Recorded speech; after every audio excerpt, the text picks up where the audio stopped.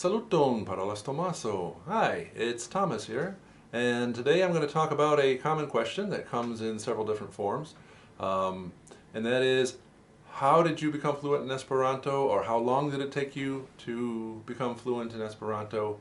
What are some good ways to learn Esperanto? That's coming up in just a second. If you're new to the channel, welcome, or if you've been watching some of my videos in Esperanto and you haven't quite understood, welcome. So this is the Esperanto Variety Show, and I like to say I want you to be the best Esperanto speaker you can be. And we do here a number of different things for in and about Esperanto. Hi, kitty cat. Vi interrompis min! The Esperanto Variety Show is a number of different things in Esperanto and about Esperanto to entertain, enrich, and to educate. So here we go. I think it's fair to say, yes, I am. This is possible. I remember when I first heard about Esperanto, I didn't really believe that people could learn to speak it as an actual language. I thought it was just something you'd look up like on a grammar table in a dictionary and maybe scribble together a sentence. It just didn't seem possible that somebody could learn a language like that. But I do. I speak it on a daily basis. I took what's called the KER exameno, which is a European Framework of Languages official test in Esperanto. The highest level they have where you can take the test is C1, which I passed. I have my certificate here. So if you are a fluent or aspiring fluent Esperanto speaker, you too can. I actually probably speak more on a C2 level. I have hesitated in the past to say that about myself without having taken a test for C2 fluency, because there is no test. That said, to this day I still make mistakes. When I make my videos, sometimes it'll come out of my mouth and I'll say, oh, I can't believe I said that. Or I'll be watching, I'm like, oh my gosh, I said that wrong, right? So that happens. So even when you're fluent, it doesn't mean you're perfect. But it is possible to become very comfortable in the language, and it is possible to really reduce the number of mistakes that you make. It really depends on what you mean by fluency. And there is no hard and fast answer, and everybody's different based on their prior knowledge, and based on how much effort they put into it, natural aptitude. As for myself, I had already had a minor in German, so I already knew the basics of grammar. I knew what accusative case was. I knew what it meant for a preposition to govern a certain case. I knew what a two-way preposition was. So I knew different parts of speech. That was all familiar, and a lot of the vocabulary was also familiar from German. So I didn't need to relearn that when I learned Esperanto. So in order to become fluent in Esperanto, obviously the first thing you need to do is learn Esperanto. I learned it when my wife and I started learning together, and we started in what's called FEC, the Free Esperanto course. That is the same course that my son and I used to put together the Lernu kun Logano series here on this YouTube channel. It was an old course when I took it, and based on an old course even then, and this was 20 years ago, it still is useful, and we've hopefully updated it and made it a little more relevant and interesting, and with the YouTube channel, it takes advantage of some of the new technology. You can hear, right? So same course, I still recommend it. Available. This one is out of print. Teach Yourself Esperanto. There's a PDF going around. Too many books is not a problem. I would not limit myself to Duolingo. I would branch out into some other books, whether you can find them as PDFs or as e-books. This book here, Esperanto, we call it the Richardson book, Esperanto Learning and Using the International Language. This book has been re-released as an e-book, available on Amazon and for free download on the Esperanto USA website.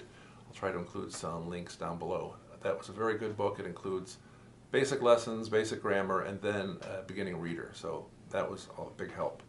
Another thing that I did a lot of when I was first learning were flashcards, and I mean real flashcards.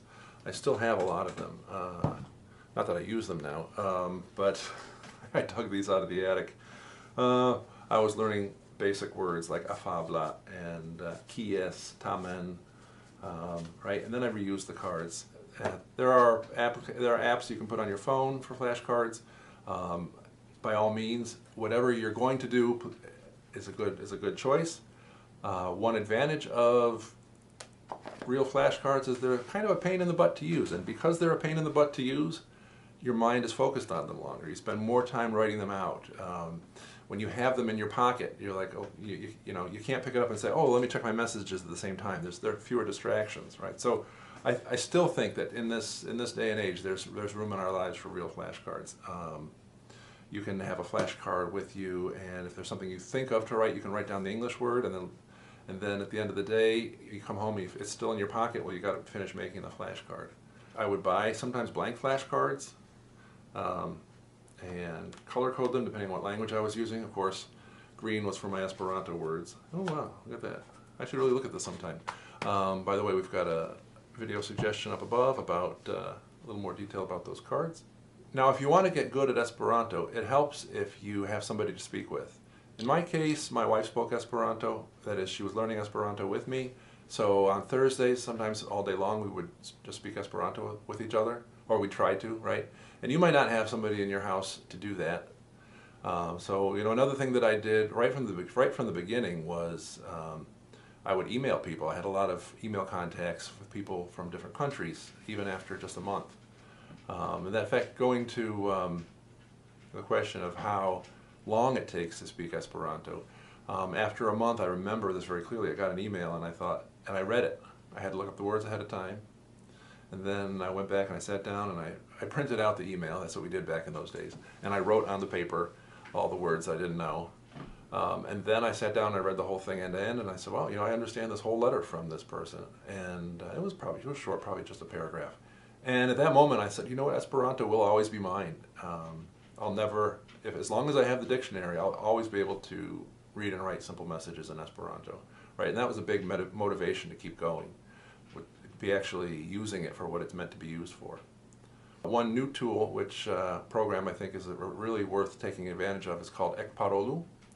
And I'll also include the link in the description for that. That's if you've taken a basic course in Esperanto, or even if you just know the basics of Esperanto and can pass a quick, really simple quiz in the basics, you can get 10 free Skype sessions with an experienced speaker who's going to sort of coach you and talk to you. They've had some training on how to keep a conversation going, and you don't even have to leave your house, which is really kind of neat. We didn't have that when I was learning.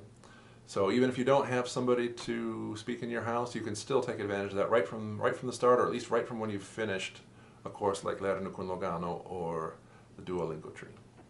Another thing I'd like to encourage you to do if you don't have somebody to speak Esperanto with is watch some of the videos that we have in Esperanto and leave a short comment. It could be 3 words, it could be anything, just your best Esperanto. Hey, that was fun watching it. I didn't understand a lot. Could you write a sentence like that in Esperanto, right? And other people will comment back to you. So start using Esperanto. That's really how you get fluent, and that's how I got fluent. An important thing to do is to read a lot of Esperanto and to read Esperanto out loud. This way your mouth gets used to making the sounds. There are lots of things you have to do in order to have a conversation with somebody and speak fluently. You have to think about what you're going to say. You have to figure out how you're going to say it. You have to figure out if you know all the words to say it and how you're going to string those words together and how you're going to get your mouth to make those sounds, right? So by reading, you practice some of this level of it. So then when you're in a conversation, you can focus on this, and the how am I going to make my mouth make those sounds is happening automatically. So reading out loud, speaking out loud if you're in your car, always a good thing to do. Reading is also good to get vocabulary and grammar and just get exposed to a lot of Esperanto. You don't want to spend a lot of time just going back and forth with sentences. How do you say this in Esperanto? How do you say this in English? How do you say this in English? How do you say this in Esperanto? That's not how you get fluent. You get fluent by immersing yourself in the language. And one easy way to do that right from the beginning is to read. So after a year, I think I was very comfortable in Esperanto, but I wouldn't quite say I was fluent. I know that after 4 months I could kind of get by, and after 6 months I had this moment where I was reading something in German and I understood it because of words that I learned in Esperanto, right? So I still remember that pretty clearly. And then after a year I was, you know, meeting people, getting to know them, making friends on this trip that I did with my wife in Europe. And we were in Belgium and Netherlands and Northern Germany. Staying with different people there in their homes through the Passporto Servo. And I do remember this pretty clearly. I was not I still felt like I was sort of relying on them to sort of fill in the gaps of my knowledge. If I didn't know a word, I'd kind of try to describe it and they'd tell me what it is. So even then I wasn't really fluent, but you know, I'd made my goal. I thought I wanted to be at the point where I was comfortable in Esperanto. It took me a year. Then two things happened that sort of really pushed me up into the next level. So, what do you think? What are your goals for Esperanto? How are you going to become fluent? Are you interested in becoming fluent? Is maybe your goal is not to become fluent, just to become sort of good enough or to have a little fun with it? That's fine. Nobody says you have to be perfect or expert or anything like that, right? It's supposed to be fun. It's supposed to be enriching. It's supposed to be an opportunity to be exposed to things that you wouldn't be exposed to otherwise. Thanks for watching. I hope you can watch some of the suggested videos that are either popping up over my head as we've gone through this or in the end screens. There's some good opportunities to learn and to listen to Esperanto. And so for that, I also want to thank the patrons who continue to support this channel. Thank you so much. And yeah, so we'll see you the next time. Jeez.